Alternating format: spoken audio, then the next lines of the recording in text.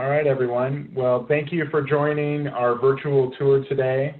We're incredibly excited to go over the content we have today. And while we wish we could be doing a tour in real life, or IRL, as the kids say, unfortunately, virtual tours are the best we can do for now. And we've actually found this format to be a great way for us to really experience a property in a different way than sometimes we normally do, and in some ways learn a little bit more. And it's still a great way for us to connect during this time. And also just want to say that the world continues to throw challenges at us, and this has been a difficult week for a lot of people, and it's been a difficult week for us as a team, really thinking about our place in the world and the work we do. And so we just want to say that we stand in solidarity with everyone who's really fighting racial oppression, and that we can't really be a sustainable society unless racial equity is a part of that. And at the end of the day, our mission as an organization is to really help accelerate sustainability throughout Southern California. And that's part of why we're having the content we have today. I've lived in California and in LA my whole life, and the risk of fire has been ever present. And I was really surprised over the past couple of years as I've learned about some of the Firewise strategies that are out there to really help mitigate the risk of wildfire, and really started to question, why weren't these mainstream? Why weren't these really part of the design build community as they are today? And it's especially true when you think about the green building community. And I love our green building community. It's important that we institutionalize these Firewise strategies, that we institutionalize how we look at how do we build and design not just our homes, but all of our buildings and the types of environments we live in. And so we've really taken on this year bringing in Firewise education and tours into the work we do. I want to thank Cassy, who's going to speak a little bit here and tour one of the homes that she's worked on in our call today, for really advocating for this within our organization. So with that, next slide, please, Becky. All right, so I'm going to cover a little bit more content during the welcome and introduction here. We're going to hear from Ruby at SCE on a rebuild program they have. We're going to tour our first home in Brentwood around 4:10, and then we're going to tour our second home in Malibu. We're going to ask if you have questions during the tours. Please put them in the chat box on the right-hand side of the screen. We've got a couple spaces within the tour where we're going to handle some Q&A, and then we're going to have some time for extended Q&A at the end of the virtual tour today, as well as some time to just chat if you want to grab a beverage or not grab a beverage or whatnot, but just spend a little bit of time connecting with other folks. It's important we make time to do that right now as well. Next slide, please. So this webinar and virtual tour we have today is part of our digital content here for the month of June. We have 2 to 3 different digital events a week right now. And so this Friday we have a session on how to get involved and volunteer for our organization. We have an upcoming webinar on resilience and how to really use resilience as a building block for your community. We have a webinar later this month on construction and demolition waste. We have a thought leadership session on how do we scale EV infrastructure in our buildings. We have some training, and then we have a virtual happy hour on healthy materials. So we have a lot going on. I would encourage you to come out and join some of our other digital content that we're offering this month. Next slide, please. One of the things I wanted to touch on briefly is that we launched a talent portal the first week of March, an odd time to be really focused on talent as we entered the pandemic that we're in now. But I think it makes it even more important that we really try to provide a hub for our industry where people can connect with their next job, learn about training, learn about employers. We also have a mentor network that's linked into our talent portal. So I would encourage you to check out our website and just USGBC-LA.org/talent and see what we have to offer there. Next slide, please. And also encourage you to really get involved in some of our committees. We have an advocacy committee, a committee focused on construction, a committee that's doing work with green schools. We have a Women in Green committee, and we have a legacy project committee that every year builds out a project in a community here in our region. This year, we're actually doing an aeroponic garden on the top of a church in South LA. that's been really built out and designed as a prison reentry program to help train people who are coming out of prison how to grow food. It's an amazing project. We're happy we can help support that. So I would just encourage you to check out our committees. You can find them on our website, as well as our upcoming meetings for those groups. They all usually meet once a month. Next slide, please. Also want to mention our biggest conference of the year, our Municipal Green Building Conference and Expo. Not the best name for a conference, but it's what we've got, and it's been around for about 20 years now. It's really focused on everything green in the buildings and our communities that we live in. This year we added a Community Green Day on Saturday, which is really meant to engage the public in the conversation around sustainability and what they can do in their own homes. And we're actually going to feature some additional content around Firewise education on that day.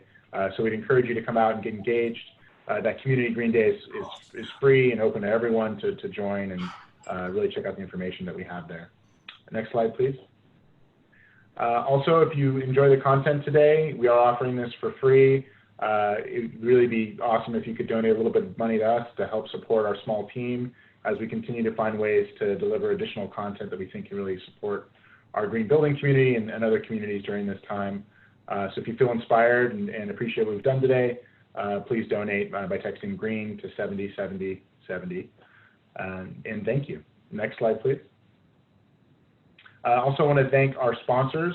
We couldn't do this work without them. And as part of that, I would like to really introduce Ruby Rose Ypez. She leads education outreach for SCE's Codes and Standards team that also supports decarbonization efforts.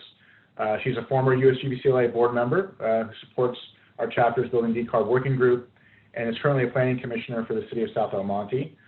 She has a background in energy modeling and is a lead for Homes Green Raider.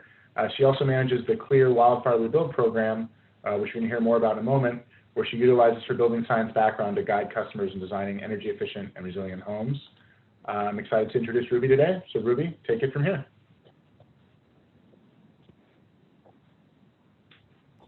All right, unmuted.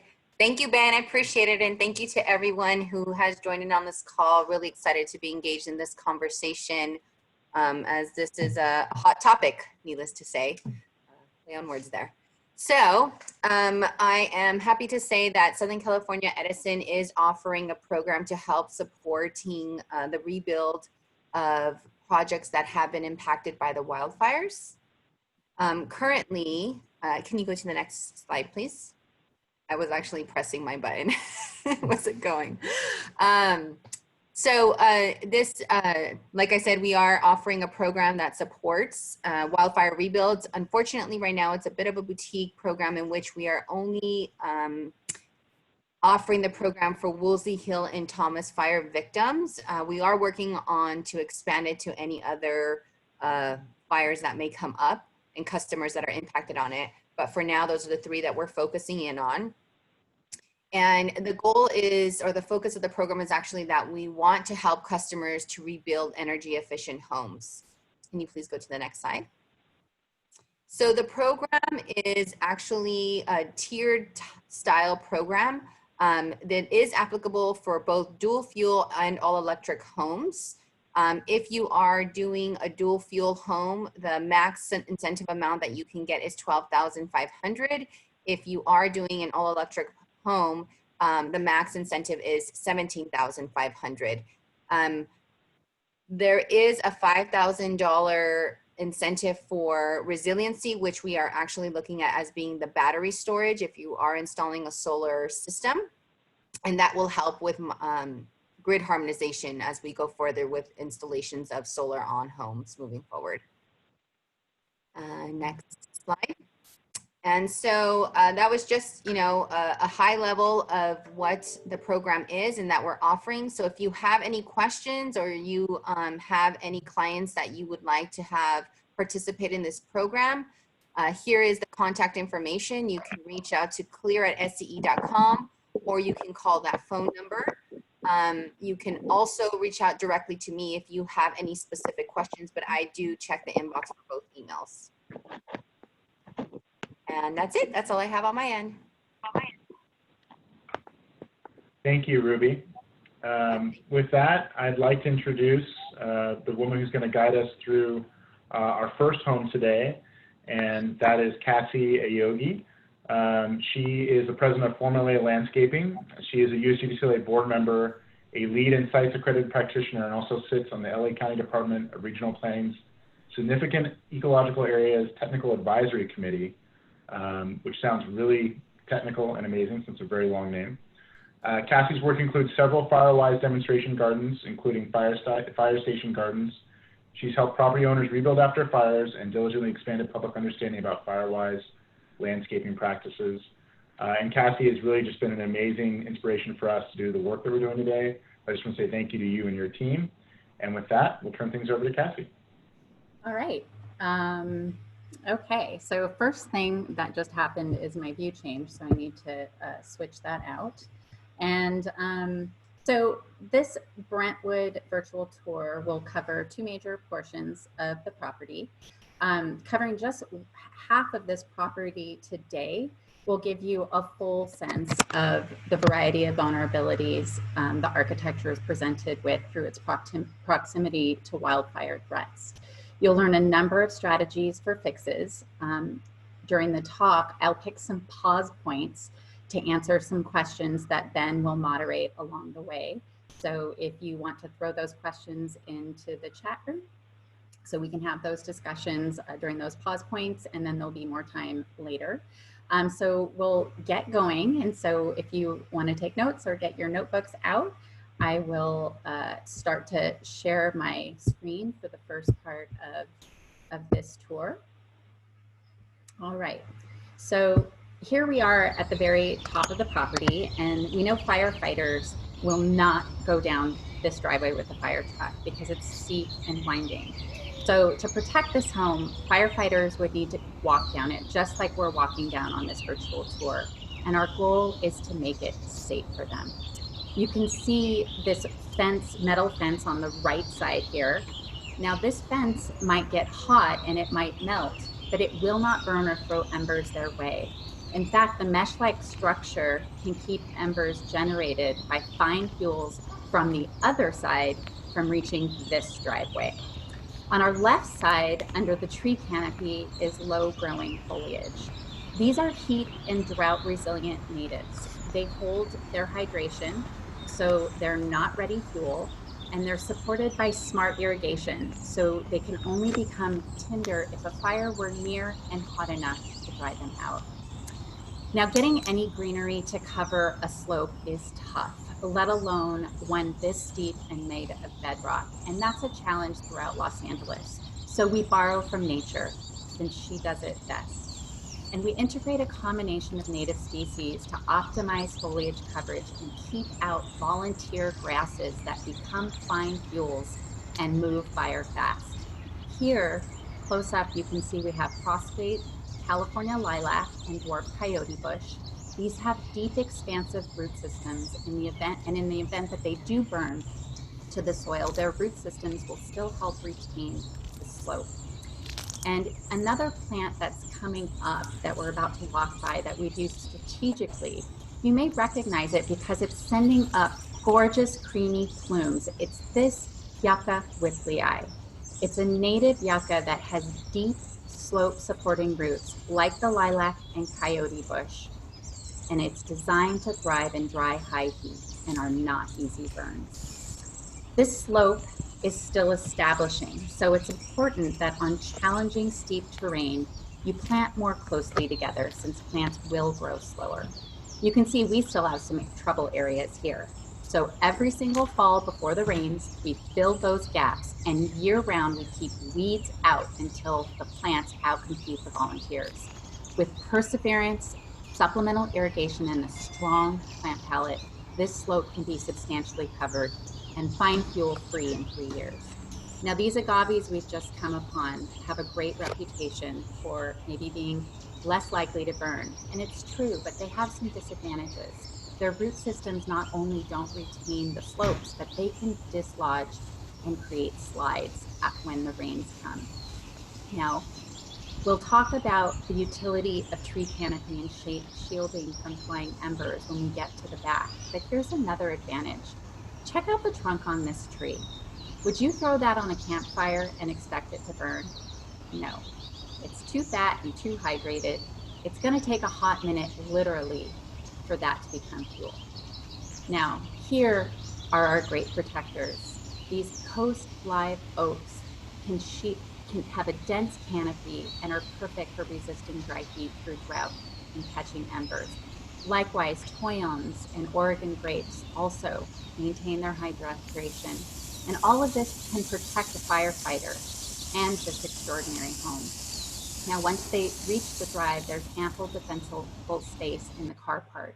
So we'll take a pause here, and if we have any questions, we can answer a few questions, and then we'll go to the back and talk about architectural vulnerabilities. Thank you, Cassy. And as a reminder, if you have a question, feel free to put that into the chat box. First question I see here is, why are embers such a danger to homes? Yeah, well, 90% or more of actual structure burns happen because of flying embers.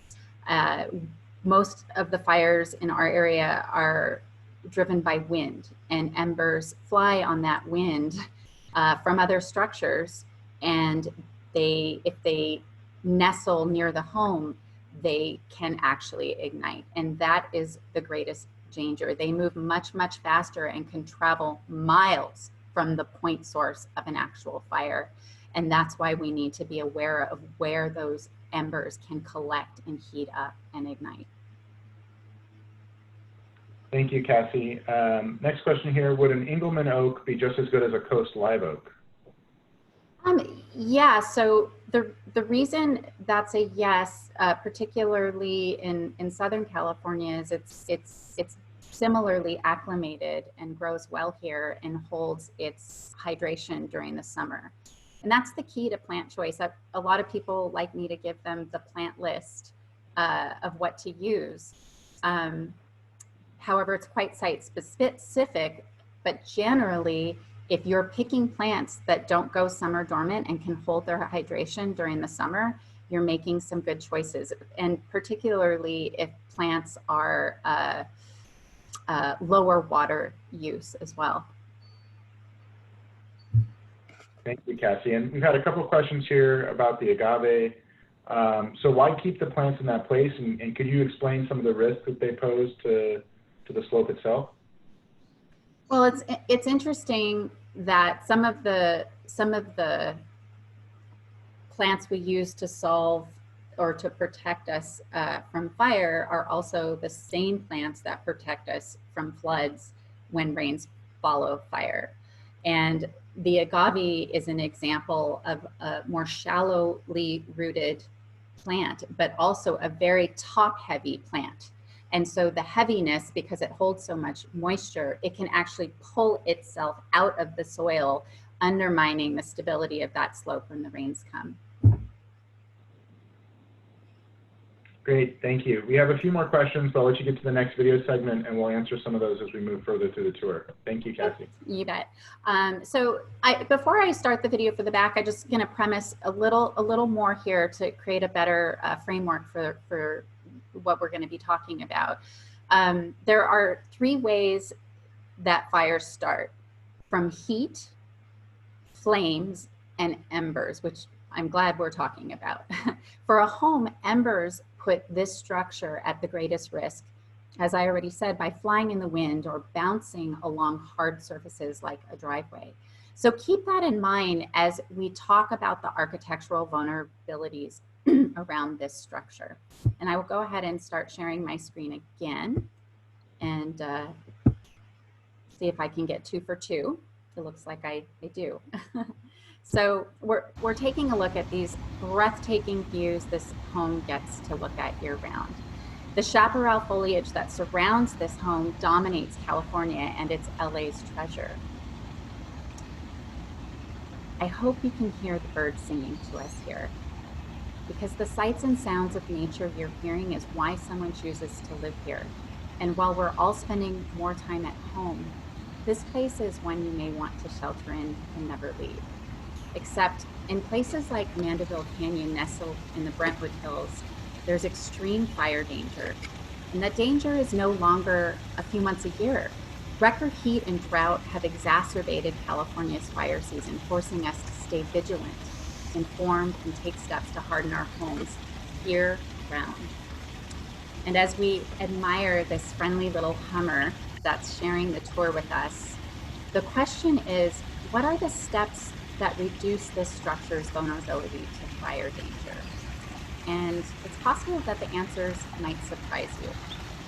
As we walk across the yard and take a peek and look out over the canyon, the biggest danger I begin to identify are homes.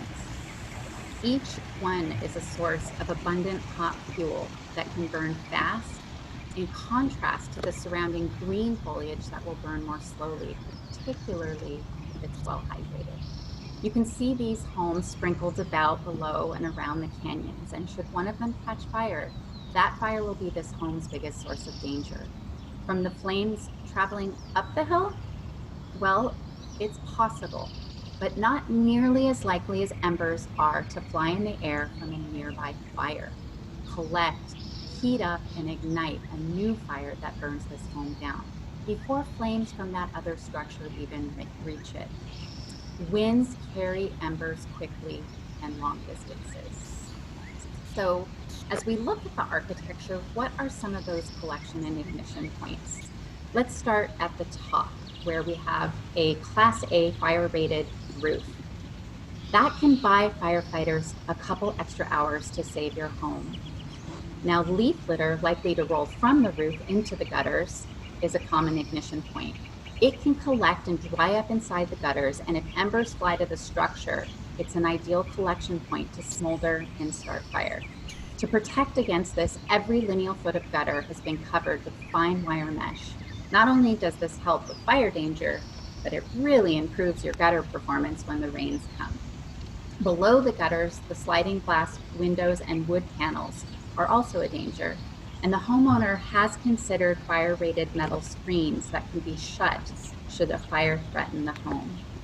Below the sliding glass doors, you can see the wood deck is closed off on all sides to prevent both leaf litter and embers from flying underneath and smoldering, while the tightly spaced deck boards lead to clean concrete underneath that eliminates leaf litter collection points. Plus, we've utilized a high fire rated wood that burns more slowly, called Epay. And I will take a few more questions now if we have some coming in. So the first question we have is a little bit of a leftover from the last session. What distance do you recommend from the tree canopy and the structures? Yeah, so generally we follow the code, which is if you're near a flue or chimney, 10 feet or 5 feet. But I think one of the things that gets lost there is the maturity that trees reach. So, and possibly wanting shade sooner than the tree will grow to provide it. And I think that measurement on the front end is critical to ensuring that you're not actually creating a hazard by planting a tree, which is a great idea. That's an excellent point. This is an interesting question. What kind of accessories should be stored, such as cushions or other items?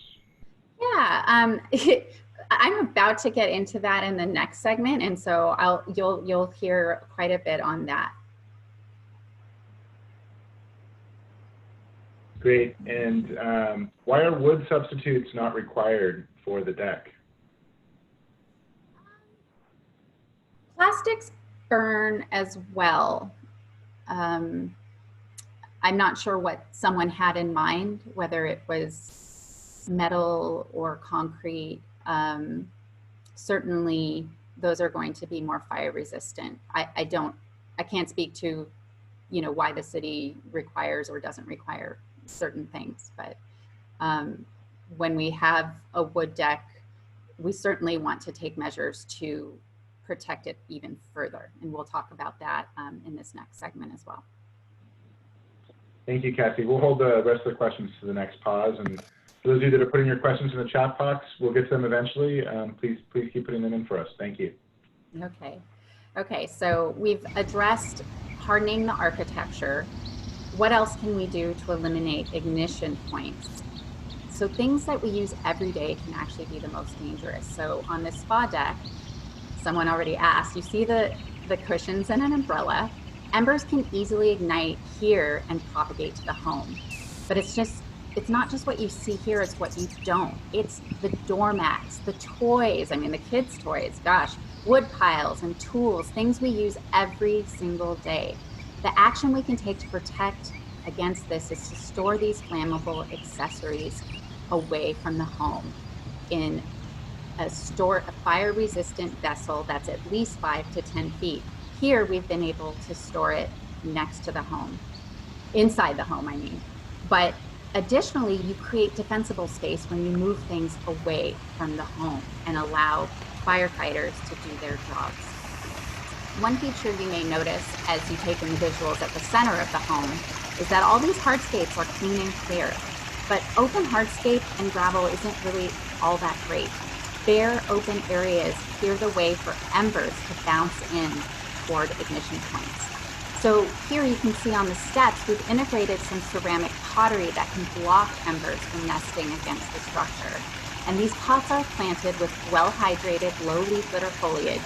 And even the steps here themselves can help keep embers out. And if you're admiring the artwork, depending on the material, that can create a danger too. But every piece of material here is either glass or steel, slow to burn. And here we have another beautiful view as we identify some vulnerabilities on the architecture. And there's some things I noticed right away. Starting at the top, the gutters again have been treated the same way, completely sealed with fine wire mesh. And you might notice that upstairs deck, the railing is metal rather than a fast burning wood. And a way we can make that deck even safer is to add metal pots along the length of the rail with well-hydrated clean foliage that limits embers from bouncing up to the base of the windows. And can you see that open window to the left of the deck? Simple measures like closing all the windows around the home can seal the home from flying embers if a fire is coming. Now, moving down to the main living room windows below the deck, while triple pane and energy efficient, that's a great start. But these windows are where the home is vulnerable to ignition from heat, while embers are the primary danger for the majority of the architecture. But being elevated off the ground is a protective measure. Now, the elevated wooden bench that runs along the base of the windows is also built with that denser, higher fire-rated Ife lumber, tightly spaced to reduce flammability from embers flying in.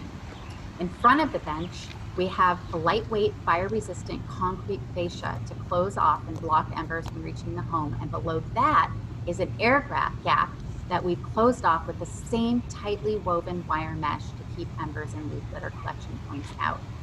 In front of the bench, we've bolstered defenses further using foliage to maintain soil hydration and coolness, with irrigation that waters native plants that hug the ground. Low foliage eruptions can block embers from nesting against the house. Across the path, we are still keeping things low within the 5-foot defensible space, but now we can stagger things among the low-lying, well-hydrated foliage. We've used some Dudleas and seaside daisies here. And I'll take another pause point if anybody wants to ask some questions. Thank you, Cassy. So this is an interesting question. This area looks very full and lush. Isn't more brush clearance necessary?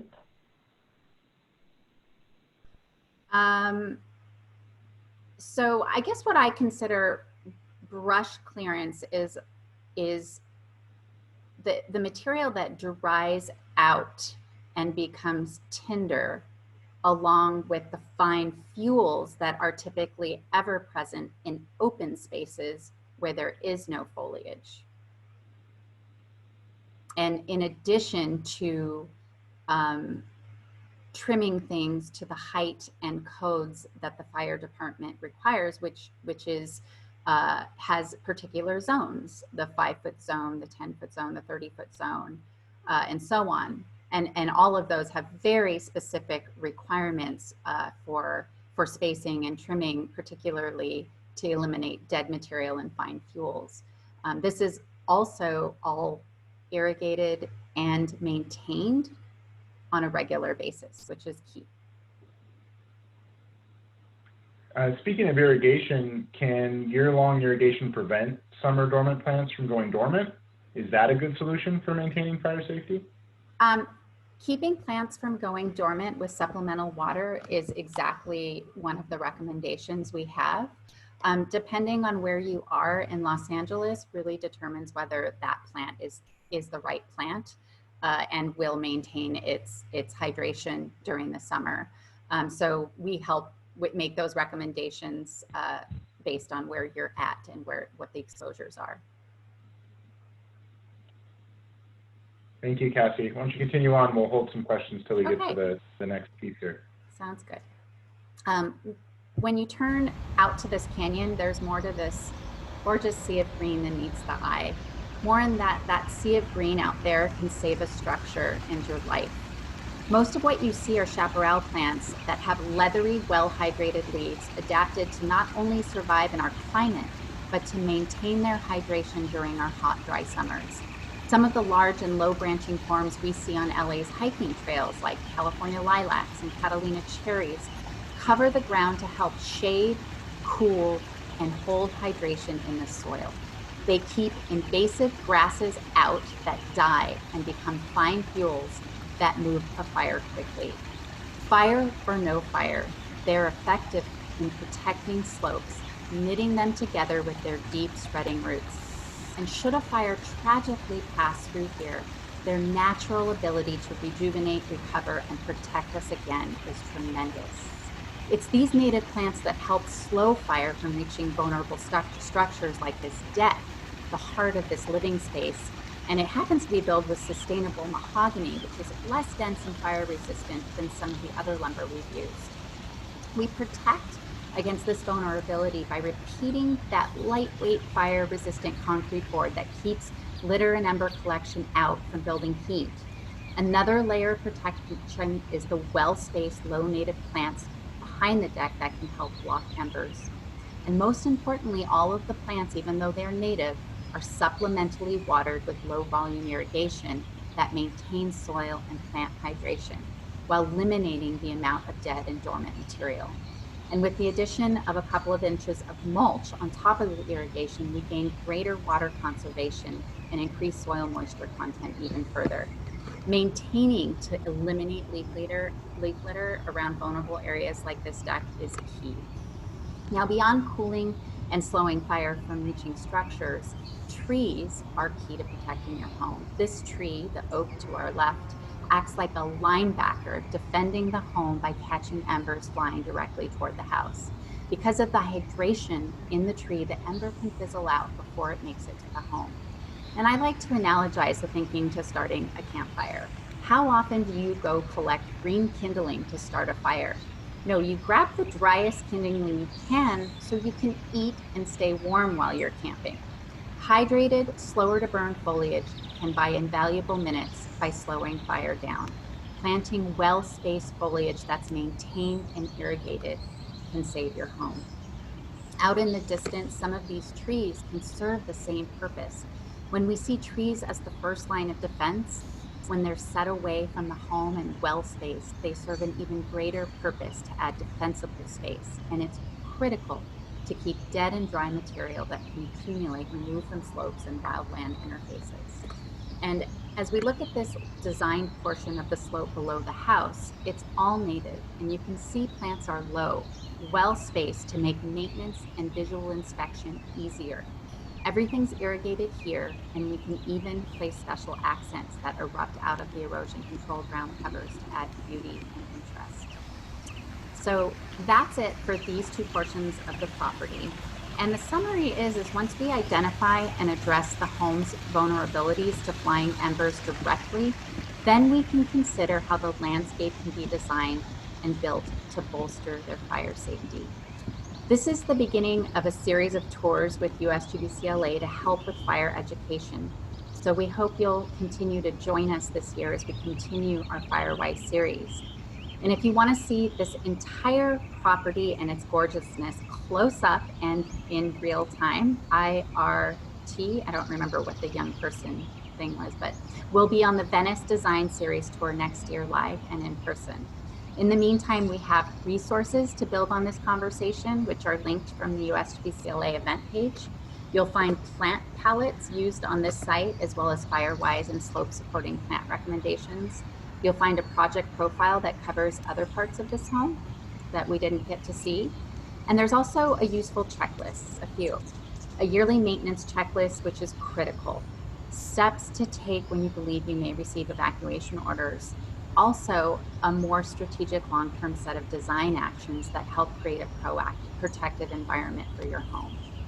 And the fire department has a lovely get set, ready, go, which is also a great resource. We hope this conversation with myself and upcoming with David and the resources we provide really empower you to protect yourself and earn the peace of mind we're all craving nowadays. And I'm happy to take a few more questions before we get to David, if anybody would like. I just want to say thank you so much, Cassy, for that beautiful tour and including the audio. I feel like that was just the kind of relaxing tour I needed here at the end of a long day. The bird singing helps.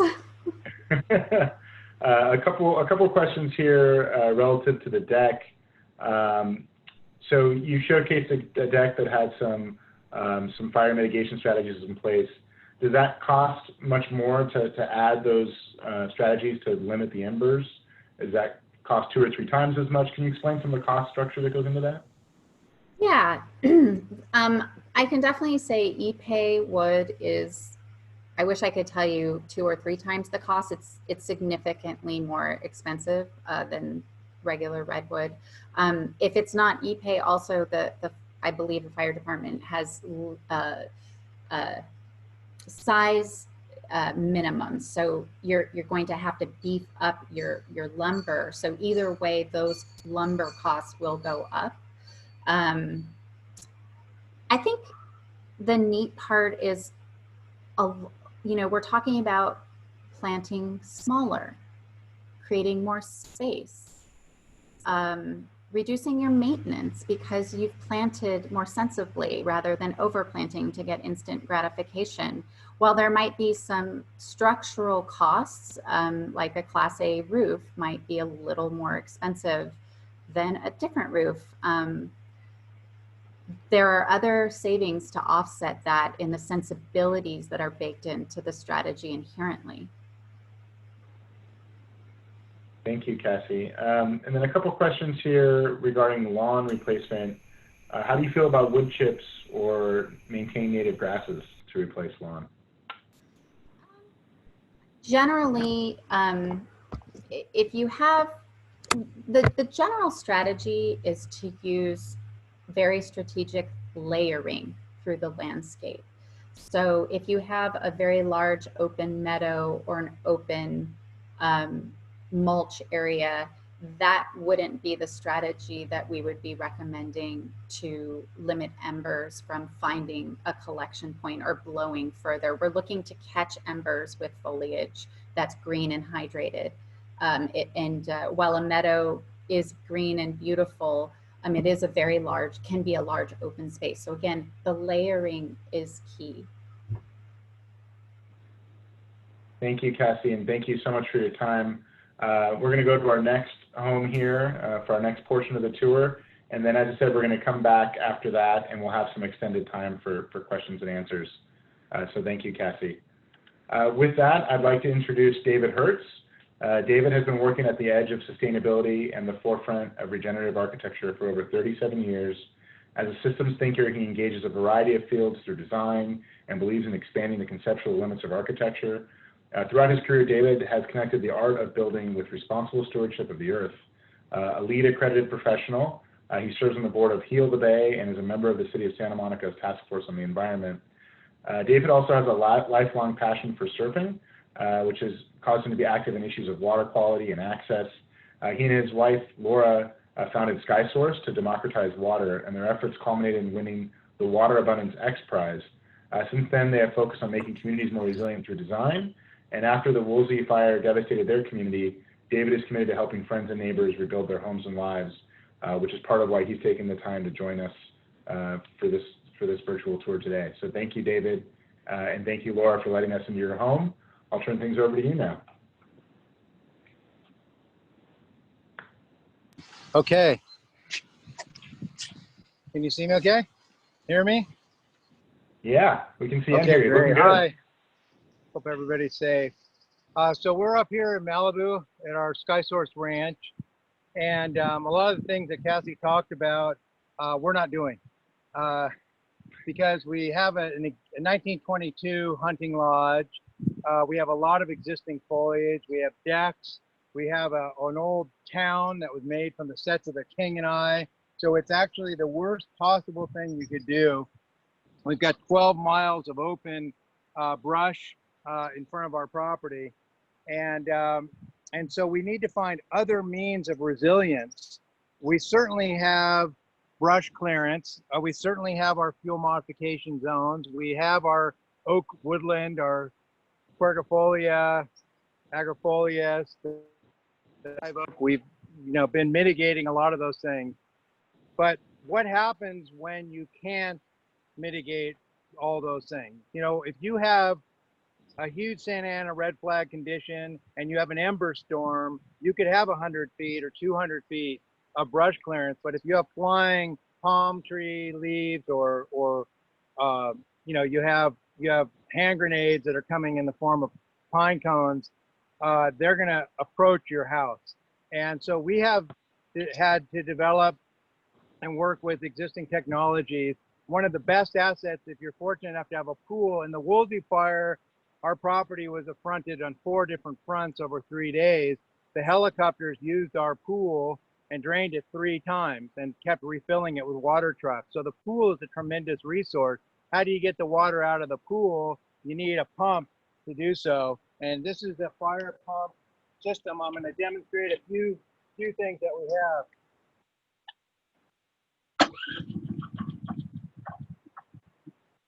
Got to start there. It's always during the tours when it doesn't start.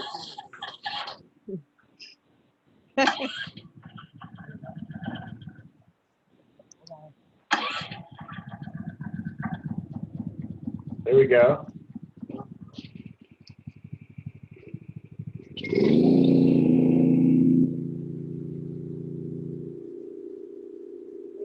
Sorry.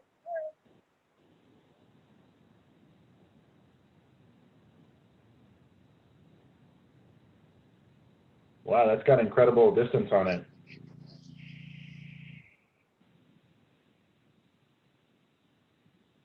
That is impressive. Okay, so that's a 14 horsepower motor attached to pool, and we have about 80,000 gallons of available water that goes very quickly when you're pumping it through an 1.5-inch hose. What we can do also is have wet water, and I'll show you that. But what happens if you're not at your house? And I'm not in any way condoning defending your own property. Let that be the job of the professionals. But to even have this set up for fire professionals, if there's not access to water, could be very, very helpful. But if you're not able to be there, or somebody else is not able to be there, I've been developing an automated fire suppression system, and I'll show you that. So we're gonna walk over here. We've got a lot of different systems, so we'll walk pretty quickly through here. And just a reminder, if you have questions for David, go ahead and put those in the chat box, and we'll get to them here at the end of the tour.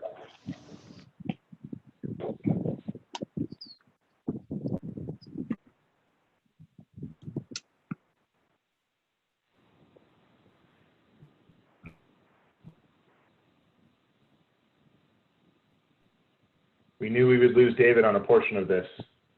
So we're confident we're going to get him back. There we go. Are you guys there? Yeah, we're here. We might have lost them. No. Oh, Okay, okay. No, we're here. Okay, guys, so what we have here is a 1,100 gallon tank. And over here,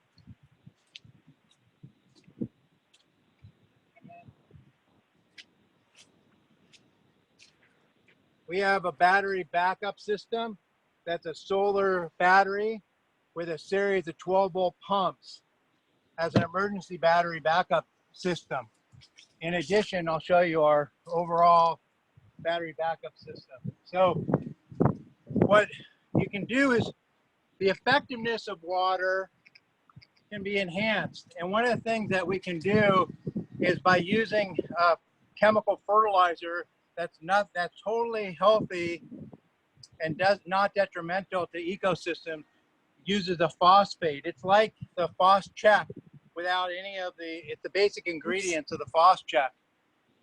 And you can add Phos-Chek as a fire retardant. So let's just say that you have things like we have, which I'll show you here, is exactly the wrong things to have, is a trellis, vines, fences, any kind of landscape feature like a fence could very likely, if it gets ignited, will bring the fire right to the house. We have treated all of this wood with a Class A fire retardant. So it is non-combustible already, this old recycled wood. But the landscape is obviously not treatable. So if you have rosemary, if you have other things that are not recommended within proximity to the house or decks or trellises or landscape that you enjoy, a treatment of Phos-Chek prior to a fire or even for the entire season, as long as it doesn't rain, can help prevent wildfire. And this is an automated Phos-Chek system. I'm going to run water. You can run water or Phos-Chek through it. Stay there and I'll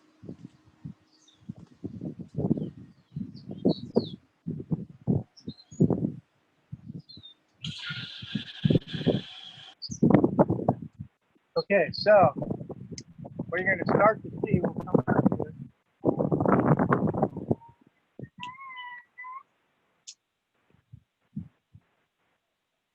You start to see the system pressurizing, and you'll see a series of automated nozzles. And now let's walk around the property. So what we have is a perimeter zone that's about 50 feet out from the house that has a series of nozzles. And if you can show up here, you can see I've used old rusted pipe that was recycled from the property, old irrigation lines.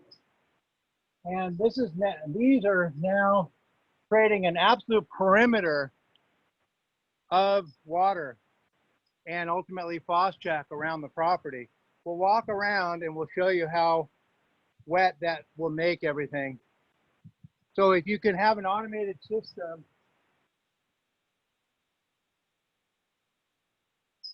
now you have a safe zone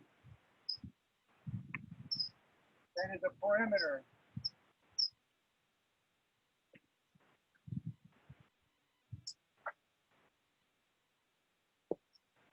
So what you'll find, and we've looked at it with drones, is you find that there's basically, you lower the humidity for the fire zone for ember ignition, you lower the ground cover, and you lower the plant's ability to ignite. But also, importantly, and you'll see here, that you start to, it's like it's all of a sudden raining around the property. So you can see at the ridge line up above, and you can see even at this little mini ridge, all of a sudden, the furniture, the deck, other things that are close to the house are covered in water, and then you can cover them in Phos-Chek. And this can be all controlled with my phone remotely through my pool automation system. So that, you know, ideally, if an ember storm is coming, you can hit a button, or if you're not at the residence of the building, You can go on your phone, use your iOS app. It's really wet. And then you can trigger this defense system. And again, we have furniture. Now, normally if we were here, all this pool furniture ends up in the pool. That's a safe place to put everything, all your cushions, whatever you can, if you have very little time. It will move around the property.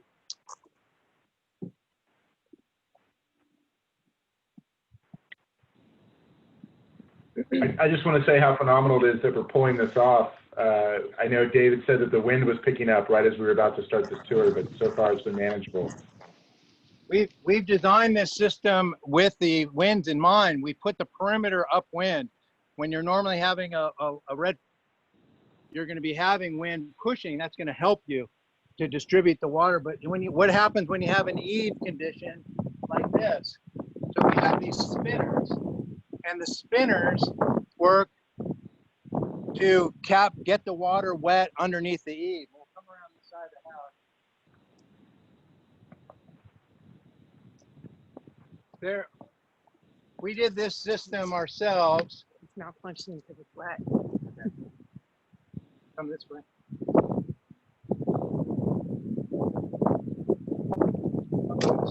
Okay.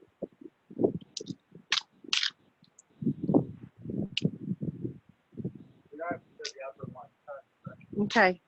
While David's walking, we had a question about whether it was important to increase or lower the humidity as a perimeter defense of the property. I believe that would be increase the humidity. Keep embers from catching. Right. So what happens is, let's say that you're not here. You know, there's wood pile, there's wood furniture, there's things that could ignite underneath the eaves or under a deck. You can see that I have made spinners, and these spinners will wet every surface underneath an eave or at a deck. And this is very simple to do. It's basically just using irrigation. A plumber can do it. There are companies that are professionals that will do redundant systems for backups, etc. Okay, let's move this way and I'm going to show you. Speaking of redundant systems, what you also need are redundant systems for energy. We have a battery backup system. It's 120 kilowatts of battery backup, and it was basically paid for by the state under the RE program, SGIP. And so we had our own power. So what we've set up is a battery house.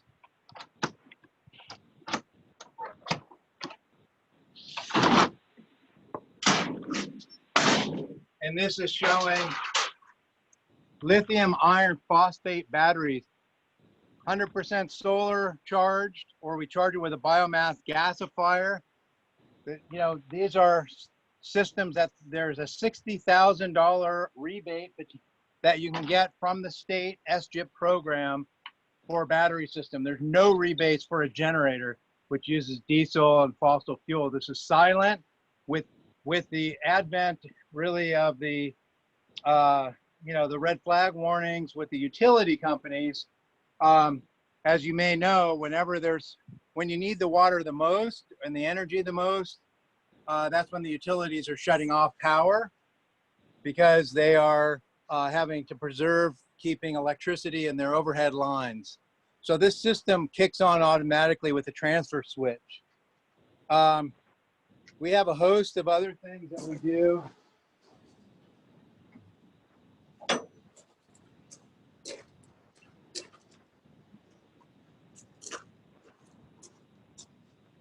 So we realize that this is not typical for everybody, but this is part of our resilience lab. You know, for 37 years, I've been practicing sustainability, but we never really achieved sustainability. And as you guys, I'm sure, are well aware, we have 8 to 10 years before potential planetary system failure as we approach 1.5C. So that the likelihood of having increased events, you know, everything is a historic event. So we're trying to prepare, we're trying to learn. What we have behind us is our X Prize winning technology where we use wood chips and we heat them up in a process called pyrolysis, and we create 25 kilowatts of electricity. We have 50 kilowatts of thermal energy we use for everything from heating the pool to heating a building to cooling. And we make our own atmospheric water generation. This gasifier can charge these batteries in 2 hours. Solar is only going to do it for 5 hours a day. So those are some of the resilient systems that we're doing. You need to have power in order to drive pumps, in order to refill water tanks, etc. So the last thing I'm going to demonstrate is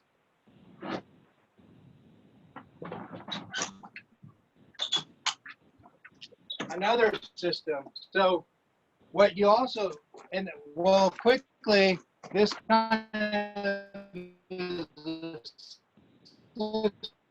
system diagram showing we have a gasifier on one end, and then we're heating the pool. We're using solar, radiant, and it's a standalone energy, water, heating, and cooling system. So we could be completely off grid, as we were for several months after the Woolsey fire, and completely fossil fuel free. Now, I talked a little bit about wet water. Okay, the pool's great if you're close to the pool or some distance, but you could run through water at that rate at an incredibly fast time. To maximize water, there's a process called wet water.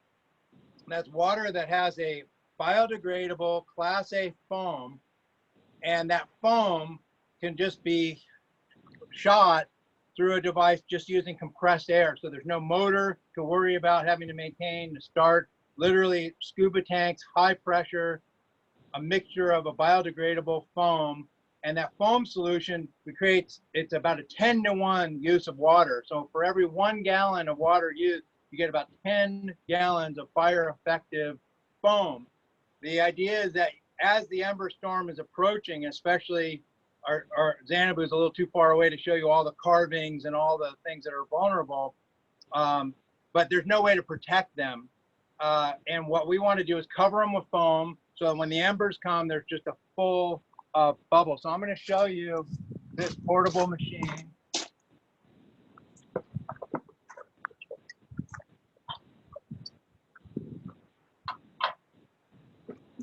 Here's a scuba tank. What you do is you literally open a valve, pressurize the system, one valve, open. We're operating at around almost 3,000 PSI. And then all you do, pull out the hose.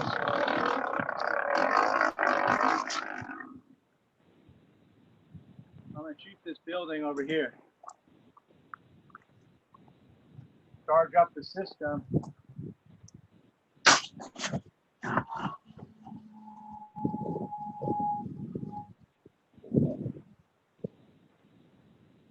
Wow.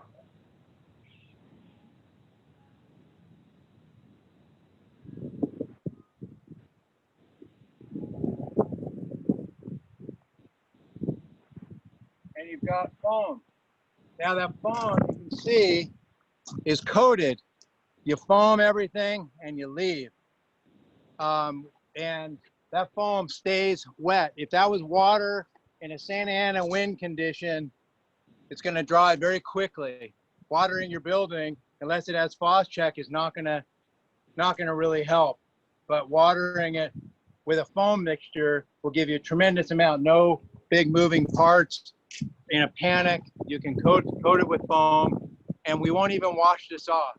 This is just, it literally cleans the building, and it's used by the U.S. Forest Service. They developed this foam for fighting brush fires next to watersheds, blue line corridors where gels and other chemicals could affect marine biotic life. And then ultimately, you need a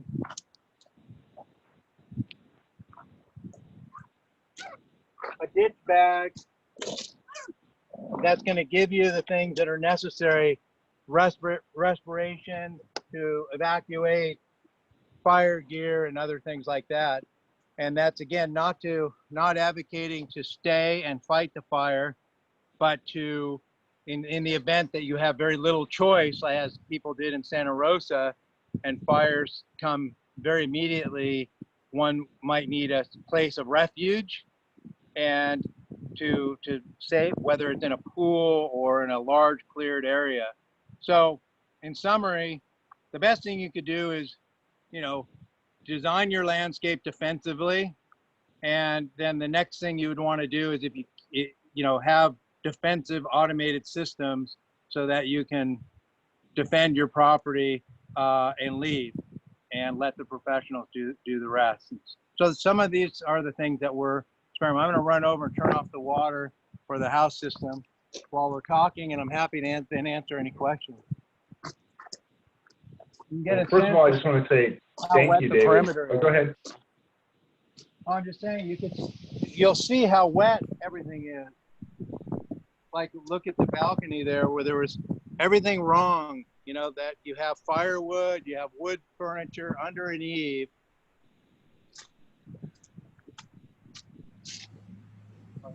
I think what David is saying is either do as he says, but not as he does, or spend a ton of time designing a bunch of supplemental systems to offset the problem.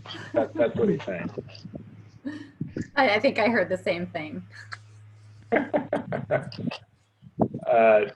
Fascinating, absolutely fascinating. Totally fascinating.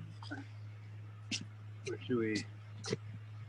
Okay, so happy to answer any questions that anybody has. Thanks, David. So we have a couple questions that have come in. So it seems like folks would like a little bit more information just on your battery generator system. Maybe you could describe that again from a high level. Sure. So we know that when when you have a high red flag warning, utilities are generally turning off power, and it's generally desirable to have power, especially during a fire. What we learned in the Woolsey fire was we had gravity fed tanks, about 15,000 gallons of water gravity fed. We didn't need a pump or anything to get the pressure we needed.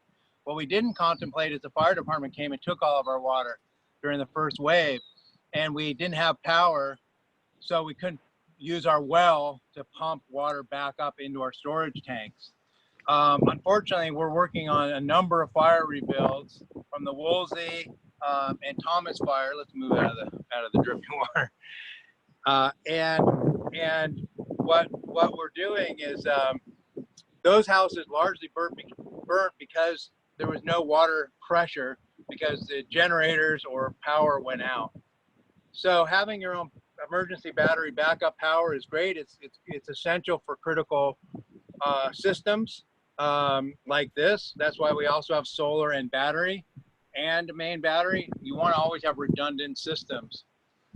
But in regards to what we have is a lithium iron phosphate battery. We've had, I'd say we've had already this in the last month or two, we probably had 3 or 4 power outages that are short term. Sometimes they're maintenance, but it's more of an inconvenience. If your internet goes down nowadays, especially when we're dependent upon power, the battery system kicks in automatically. So as a matter of convenience, they have a whole house battery system. And again, the SGIP, the Self-Generation Initiative program by the state, offers a rebate. There are many different types of battery systems out there. We work with one system that that has lithium iron phosphate versus lithium ion. Lithium ion is like used in the Tesla batteries, and when you have a very tight space, that those are appropriate batteries to use. But if you have more room, much safer batteries, a much longer life, and more economical is lithium iron phosphate battery system. If anybody has any more questions about batteries or anything else. Yeah, thank you, David. Great answers on that. And here's an important question, I think, and it's just apparent after touring these properties, but you know, this obviously took a lot of money and time to design these systems. If you had to choose only one of the systems you have in place to protect your house, which one would you choose? I'd probably choose the automated sprinkler system because it doesn't, you know, again, I could be traveling or remote and I could just access, as long as you have a little bit of battery backup for the communication system, you could access your phone and iOS, and you could turn on the system. Having a little bit of battery backup first is helpful. It can also be helpful to have eyes on the situation. So using things like Nest cams and other around the property can be very helpful. I built my entire system for under 10 grand. You know, there are systems that are hundreds of thousands of dollars. So it doesn't have to be crazy expensive to do it. And I think that we're going to start to find more things like this, ideally that are required. We require in high fire areas indoor sprinklers. Well, that doesn't really help, as it helps obviously when the fire is inside the house. But if it is lighting a bush that's, you know, has radiant heat that breaks a window or embers, what we have found is that many houses burn days after the firestorm. The firestorm passes through in a very quick period of time, typically. And then embers find their ways into places that are dry, and they can start ignition. And that's by wetting everything, especially with a foam, you minimize the possibility or probability of an ember igniting later. Thank you, David. Next question we have is if you could explain a little bit more about the machine that dispenses the foam. I know you talked a little about the foam, but maybe the cost of that machine and the kind of foam you're using there. Sure. So this is what typically generically referred to as a CAF system, CAF. It means compressed air foam system. I've researched a number of ones. We're working with a company up in Redding, Kingsway Enterprises in Redding, California, so it's locally based. There are foam induction nozzles, so you could actually use a pool or water storage and then induce the foam with a proportioner to different levels of viscosity that will help, you know, fire. If you were actually spraying plant material, you might have a very thin foam. If you wanted the foam to last a long time, you would use a thick foam. So you don't actually need a compressed air foam machine. I could actually add that little educator nozzle onto, say, my pool pump. What I've been finding is very interesting is frost check.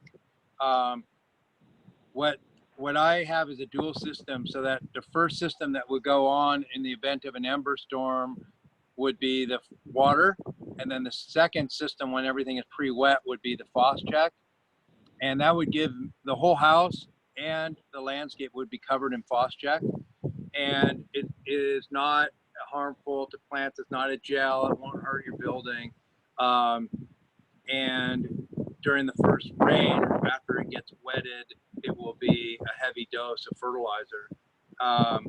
So that's, you know, that is probably the best defense in my mind, but after you've dealt with your fuel modification zone and your fire resistant building techniques.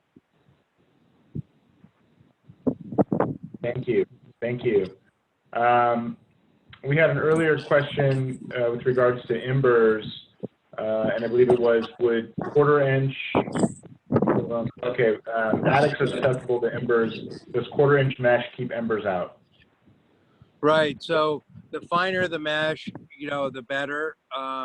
Generally, a quarter-inch mesh would be good.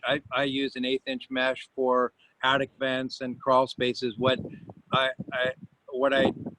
really want to caution people to do is to not do what I did, which is to think, I bought a stainless steel fine mesh, and I said, oh, well, one of my clients lost their home when an ember went in through their spark arrestor, down their fireplace, into their house, and then ignited the house.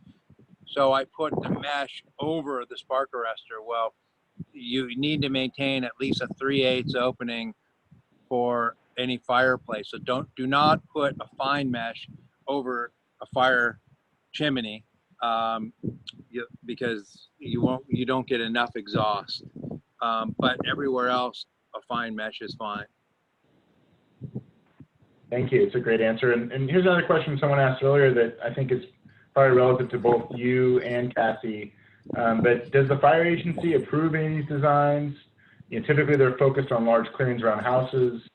You know, what is sort of the I guess purview, I guess, over a lot of these things that you're doing to protect your home? Yeah, these fall outside of any regulatory environment that I'm aware of, certainly. I mean, having a foam machine, having a pump, you know, they're just appliances. It's just pieces of equipment. Putting sprinkler systems would fall under, you know, basically irrigation on the exterior. So it's not like a interior fire suppression system. This is elective. It's not a requirement.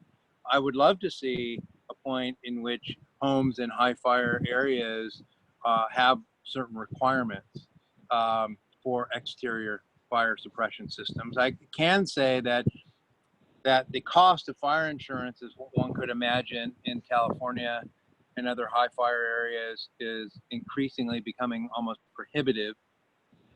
And I was up for renewal 3 weeks before the Woolsey fire, and they were not going to write our property because of the historic nature of the property and the fact that there's so many wooden elements. Well, since I coated it with the Class A fire retardant, that was the thing that actually allowed me to have the insurance. And hopefully other insurance companies will start to think about reductions to premiums based upon fire mitigation measures.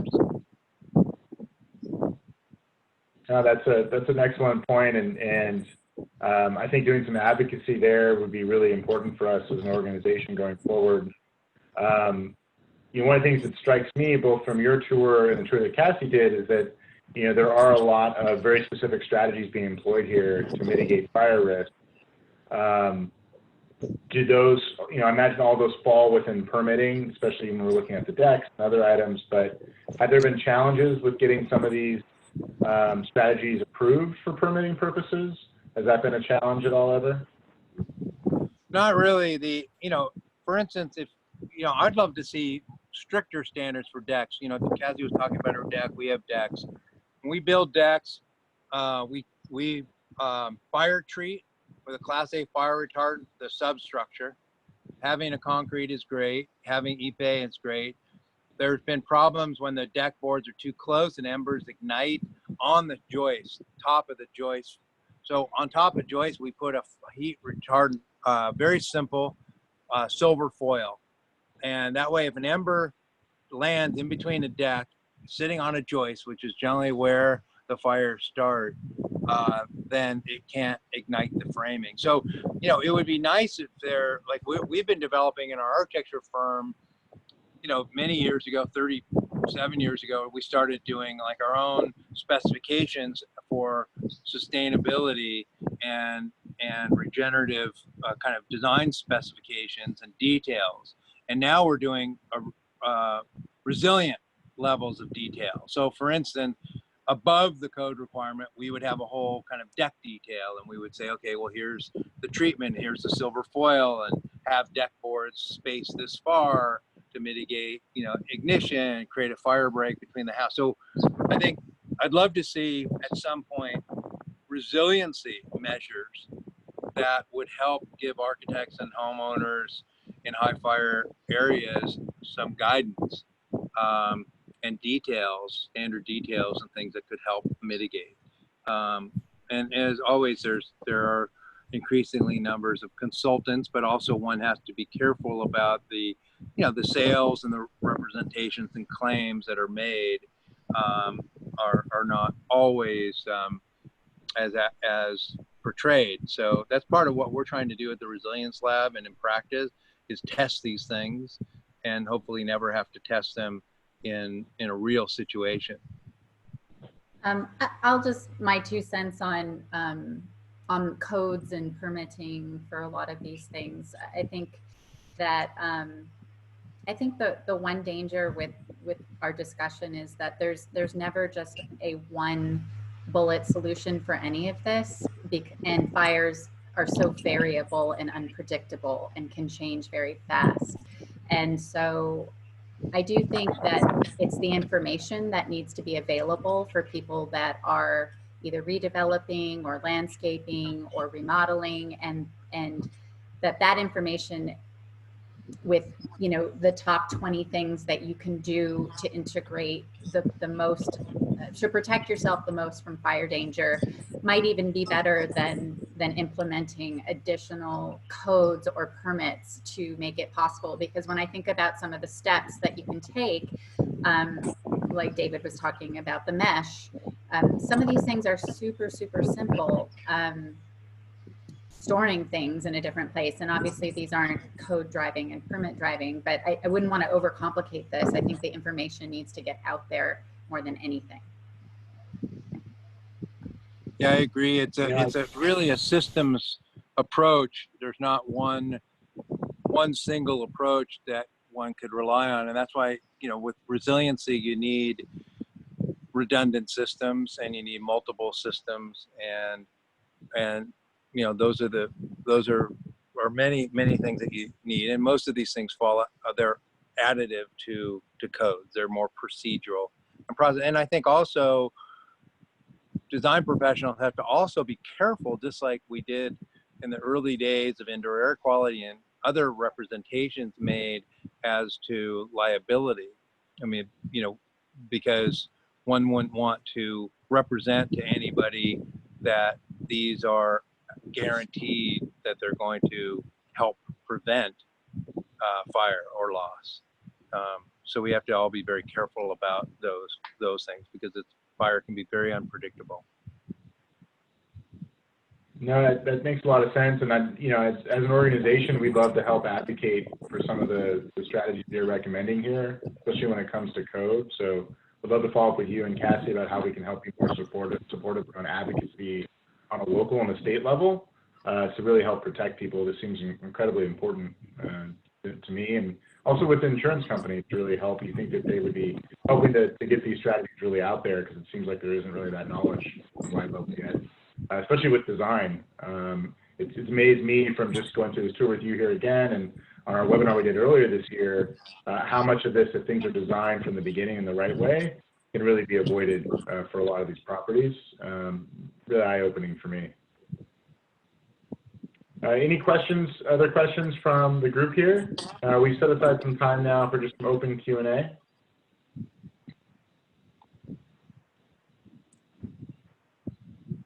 All right, I don't see any other questions. Go ahead. Can I just make a quick clarification? Sorry.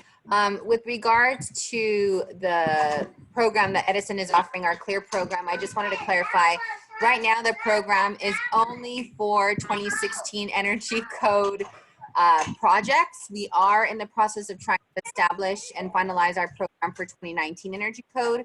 But if you are working on a project that is under the old code and you have not done installation yet, then you can still qualify for the program. So please reach out to us as needed. Thank you. Thank you. Any other questions? It looks like I haven't seen other questions come in. Is there anything else that you wanted to touch on, Cassy or David, before we leave today? No, I know there's a lot of things that people feel pressed to be doing right now, and fire threat doesn't go away despite everything else that's going on for the last few months and this week. And so I do really want to thank everybody for taking this moment and taking in this information, because it's critically important long-term for our resilience. I think that's a good point, because resilience is so many different things. We're fortunate enough to have been kind of planning for events like this, but what I could say is that these systems that we have that may be good for fire also end up having other secondary benefits for unintended consequences or unanticipated events like a pandemic. Being able to have self-reliance over energy, over food, over water, both self-reliance as well as climate resilience and even for disaster relief are all inextricably linked. And again, it's likely that this is just the beginning of a cascade of planetary system extremes, fire being one of them, but virus and unrest as we compete for scarce resources is certainly another. So these are just ways in which I think architects and design professionals can move towards resilience and helping in that future. And hopefully we don't get there, but we're better prepared if we are. Amen, David. You said it well, and you said it right. I appreciate that. Thank you so much for your time and for Cassy's time, and we're going to continue to push on this issue until we see more widespread adoption. I couldn't agree with you more. This is an incredibly important part of resilience, especially here in our region, and should be a more central part of the sustainability conversation. So, thank you. All right. Well, thank you everyone for joining our webinar today and our virtual tour. We're going to post a recording of this to our talent portal in the coming days, and we'll send a follow-up email that will have links to additional content. And thank you for taking the time. As I mentioned at the beginning, we provide this content for free, but if you feel inspired, please donate and please text GREEN to 707070. Anything you can do to help support this and future work is much appreciated. And stay safe out there. We continue to keep weathering the storm here as society continues to throw things at us, but it's important we stay connected and stay positive and focus on how do we build a better future together. So thank you, everyone. And thank you again to our presenters. This was amazing content. I had a great time. So have a good evening. Thank you.